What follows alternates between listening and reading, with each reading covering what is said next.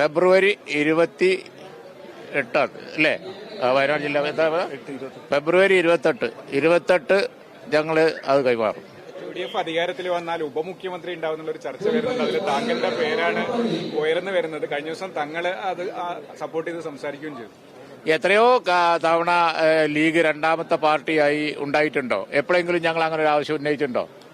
പിന്നെ തെരഞ്ഞെടുപ്പ് അടുക്കുമ്പോൾ ഇങ്ങനെ ഒന്ന് കൊണ്ടുവരുന്നത് ഇടതുപക്ഷമാണ്. ഞങ്ങൾ ഇതുവരെ പറഞ്ഞിട്ടില്ല. ഞങ്ങൾക്ക് അങ്ങനെ ഒരു വേവലാതി ഇല്ല, ഒരാവശ്യം പണ്ടുണ്ടായിട്ടില്ല. പിന്നെ വെറുതെ എന്തിനാ ഇതൊക്കെ ചർച്ചയാക്കേണ്ട കാര്യം?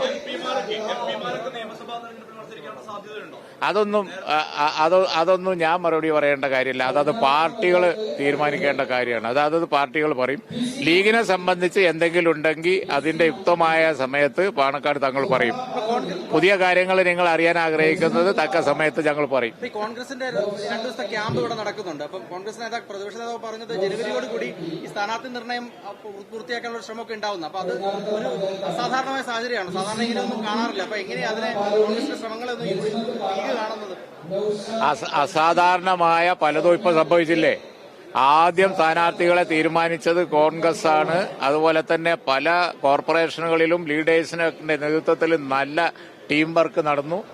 ഇടതുപക്ഷത്തിന്റെ എല്ലാ ദുഷ്പ്രചരണങ്ങളെയും പിന്നെ ഇല്ലാതാക്കി അവിശ്വസനീയമായ രീതിയിൽ കോർപ്പറേഷനുകളൊക്കെ പിടിച്ചമർത്തി എന്തെല്ലാം കാര്യങ്ങൾ ഇപ്പൊ നടന്നു. അതുപോലെ പണ്ട് നടന്നിട്ടില്ല എന്ന് പറഞ്ഞ് നിങ്ങൾ അതിന്റെ ഹാങ് ഓവറിൽ ഇരിക്കേണ്ട. കോൺഗ്രസ് പെർഫെക്റ്റ് ആയിട്ട് ചെയ്യും എന്ന് തന്നെയാണ് എനിക്കും തോന്നുന്നത്. അതിനുവേണ്ടിയുള്ള അവിടെ പിന്നെ വയനാട്ടിലെ ഇരുത്തം വളരെ ശുഭ സൂചകമാണ്.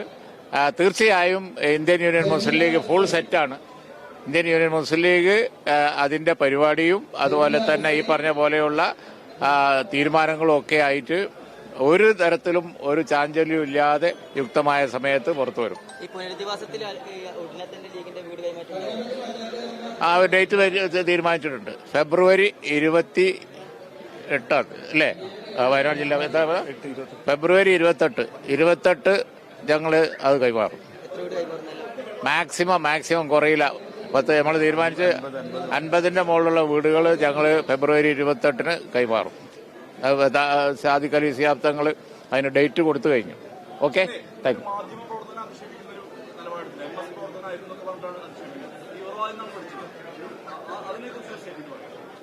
അല്ല, അതും പറഞ്ഞ ആളെ പറ്റി ആയിപ്പോവും. അതുകൊണ്ട് ഞാൻ മിണ്ടുന്നില്ല.